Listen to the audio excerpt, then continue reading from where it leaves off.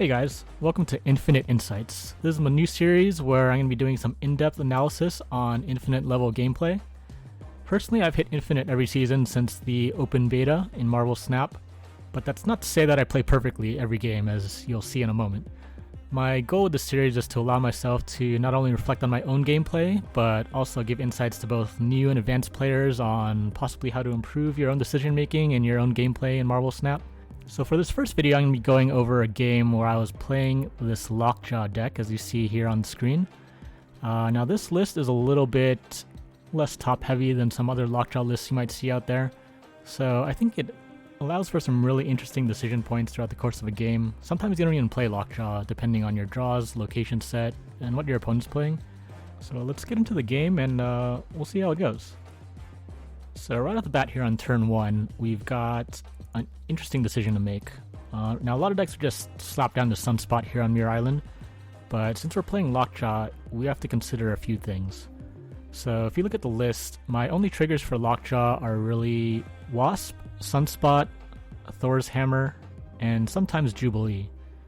So normally I would not play Sunspot here on turn 1. I'd normally save it at least until turn 2 to see if I draw Lockjaw, considering I don't have Wisp in hand. However, there's a few things that with this board state that lead me to playing Sunspot out here on Muir Island. Number 1 is that I already have Thor in hand and no Lockjaw, so at earliest I'll be playing Lockjaw on turn 4. That gives me quite a few draws to draw an activator in case I do have Lockjaw in hand by that time. The second is Muir Island definitely is a location that benefits from playing cards there early.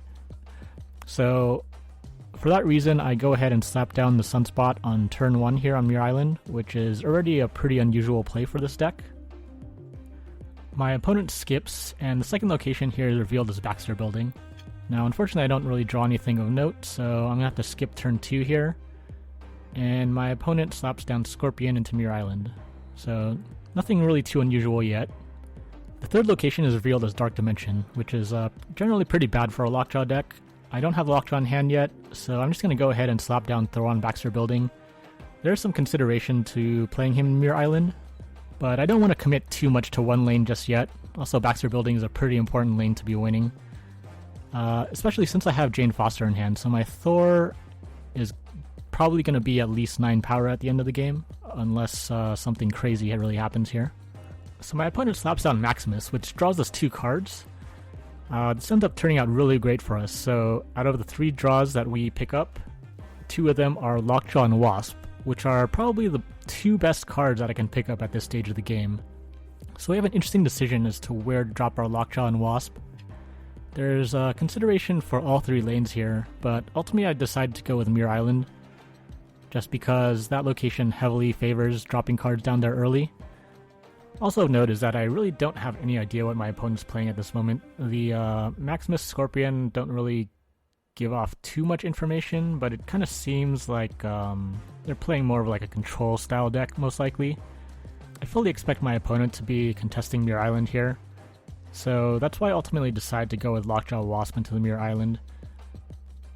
I think if I do Baxter Building, I'm not going to be able to get enough cards into Muir Island to successfully contest that lane if my opponent plays, like, let's say 2 cards here on turn 4. So I go ahead and slap down the Lockjaw Wasp as planned, and the outcome is probably one of the worst that can happen. So the Wasp goes back in our deck, we pull out a Jubilee, and that Jubilee pulls out Thor's Hammer. So why is this bad? So 1, obviously it fills our lane. We didn't get anything particularly large out of the Lockjaw here, so we have no further Lockjaw plays for the rest of the game. We're at a high probability of losing Muir Island after investing 2 cards there, and we drew Thor's Hammer. So drawing Thor's Hammer here is particularly bad because we were going to draw it anyway with Jane Foster on turn 5 here, most likely. It also increases our Thor's power to 9, so now he's susceptible to Shang-Chi at the end of the game. On one positive note, our opponent played Lizard here, and we already have a full board, so we know we're probably going to get that Lizard debuff, although I'm not really sure how much of a consolation that it really is at this moment. So now in turn 5 I have an interesting decision since Jane Foster is only going to draw Wasp. I consider playing Captain Marvel here as well, I don't think Leech is a viable play, since this deck could certainly be running, large cards that aren't really going to be affected too much by Leech. So I go ahead and slap down Jane Foster Thor, and we draw the Wasp. My opponent plays Arrow over to Muir Island, so for now that wins him the lane. However, we do have the Sunspot there, so it's not quite over just yet. Playing the Jane Foster also allows us a greater chance of drawing a useful top deck card here on our last turn, since the cards in our hand are not the greatest. Although Magneto's not too bad, considering that he's only 3 or 4 drop right now on the board as Maximus.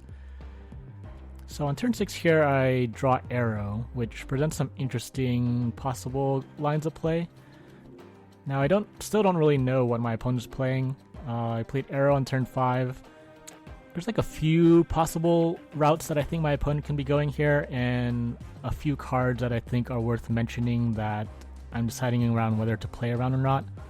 The first card, Shang-Chi, my opponent would most likely play middle, and that would destroy my Thor. However, that play is not going to put very much stats in my opponent's middle lane, so all I have to do to play around that is just play, a decent sized card like Arrow or Captain Marvel would do fine. Along with the Wasp, we just need cards that are big enough, but not big enough to get hit by the Shang-Chi as well. The second card to play around is Leader, which would copy all of the cards that I play on the final turn. And if my opponent was to play Leader, they would have to play it right, since playing Leader middle would still lose them the right lane.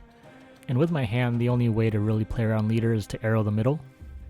And the third option for my opponent is to play, a big card on the right side here, so that he'll try to win both the left and the right. And again, the way to play around that is either to play my own large card on the right, or to Arrow mid. Since we're already leading the middle lane by 9 points, it's going to be really hard for my opponent to overcome that. Given this thought process, it's obvious that the play here is to Wasp Arrow middle, since that plays around pretty much everything that my opponent could reasonably have here in this situation. But as we see from my play here, I decided to Wasp Arrow right. I think at the time I was thinking that my opponent might make a play for the middle, thinking that I would ignore that lane, but realistically that's not really possible in this situation. The large 6-drops that are generally played in these type of decks, like Chavez or Magneto, are not going to win the lane. So playing around that specific play was incorrect in this situation, and it ended up costing me the game. But anyway, I hope this analysis of this particular game was helpful to you in some way. If you guys like to see more of this style of commentary, leave a comment below, give the video a thumbs up. If you have any games out there that are actually interesting, I'd be willing to consider casting other gameplay as well. So let me know if you'd like to see commentary on certain decks, or maybe gameplay from certain players as well. Anyway, that's all for now, guys. Thanks for watching. Hope you enjoyed the video, and see you guys next time.